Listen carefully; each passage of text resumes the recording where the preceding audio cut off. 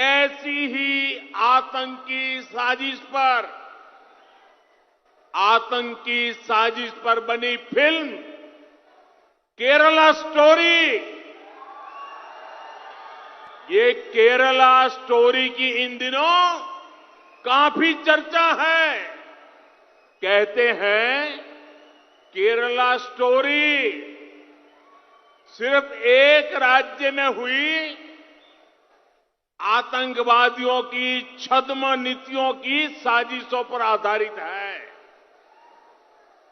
देश का इतना खूबसूरत राज्य, जहां के लोग इतने परिश्रमी और प्रतिभाशाली होते हैं, उस केरला के में चल रही आतंकी साजिश का खुलासा ये केरला स्टोरी फिल्म में, केरला फाइल्स फिल्म में उसे किया गया है। हम देश के प्रधानमंत्री से ये रिक्वेस्ट करना चाह रहे हैं कि प्रधानमंत्री, कर्नाटका का चुनाव जरूर है, मगर पाकिस्तान से आतंकवादी आकर हमारे 5 सिपाहियों को उनकी जान ले लिए। मणिपुर जल रहा है, लोग अपने घरों को छोड़कर भाग रहे हैं, गांव जल रहे हैं, चर्चिस को जला दिया जा रहा है, और प्रधानमंत्री जो है उस एक गंदी पिक्चर के बारे में जो झूठ पर मुबन्नी है, उसका प्रमोशन कर्नाटका के विधानसभा के चुनाव में कर रहे हैं। ये बड़ी अफसोस की बात है कि देश के प्रधानमंत्री को जहां पर तवज्जो लेना था वहां पर तवज्जो कम ले रहे हैं और आकर उस पिक्चर के बारे में बात कर रहे हैं जो पिक्चर में कहा गया केरल के 32,000 औरतें आईसिस ज्वाइन की। उस पिक्चर में लिखा गया प्रमोशन में। बाद में कोई कोर्ट को गए तो उसने कह दिया कि नहीं सर, खाली 3 नंबर है। हम देश के प्रधानमंत्री से पूछना चाह रहे हैं, अगर कोई पिक्चर फैक्ट पर बनाई गई है तो खुलकर कहो फैक्ट पे बनाई गई। अगर तुम फिक्शन पर बना रहे तो बोलो फिक्शन पर बना रहे। तुम्हारा मसला हमारे बुरखे को दिखाकर, किसी को मुसलमान दिखाकर तुमको अपना पेट भरना है, तुमको अगर पैसे कमाना है तो फिर याद रखो लोग उसको मुस्तरद कर देंगे। हम प्रधानमंत्री को याद दिलाना चाह रहे हैं कि जब राजनाथ सिंह भारत के होम मिनिस्टर थे, क्या उन्होंने नहीं कहा था कि भारत के अल्पसंख्यक समाज मुसलमानों का आईसिस और अल-कायदा से दूर दूर तक कोई ताल्लुक नहीं है, वो दूर है उससे। क्या खुद भारत के प्रधानमंत्री नरेंद्र मोदी ने नहीं कहा था कई बैनुल-अक़वामी फोरम पर,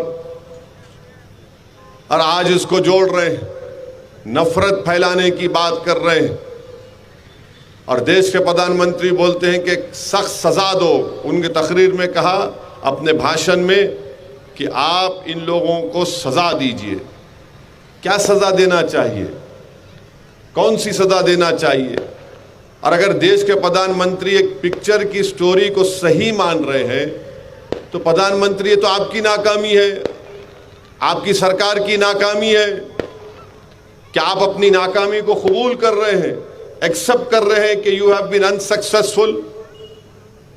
मगर एक चुनाव जीतने के लिए हमारे देश के प्रधानमंत्री, वजीर आजम को इतना नीचे आना पड़ता है एक चुनाव जीतने के लिए कि झूठ और प्रोपेगेंडे को सामने रखना जो नफरत फैलाने का काम करती है।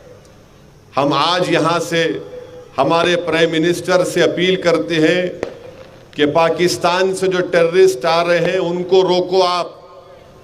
सरकार आपकी है। 370 आपने कॉन्स्टिट्यूशनल ब्रीच करके हटाया। आप क्यों आकर वो लोग मार रहे हमारे सिपाहियों को?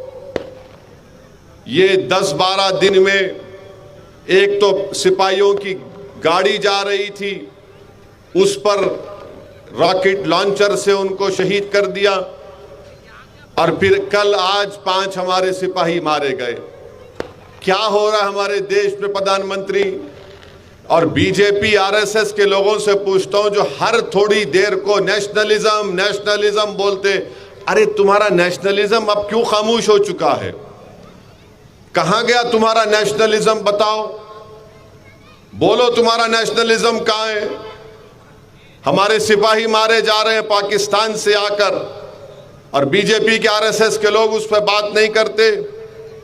हमारे देश में मणिपुर में चर्चों को जला दिया जा रहा है, सिविल वार हो रही है मणिपुर में।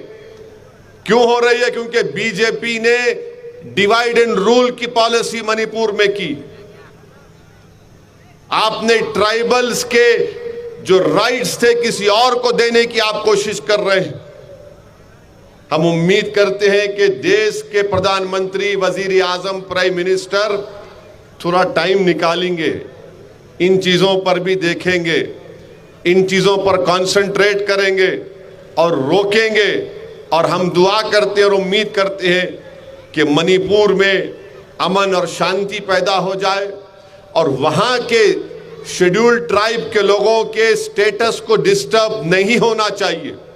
ये एमआईएम पार्टी डिमांड करती है।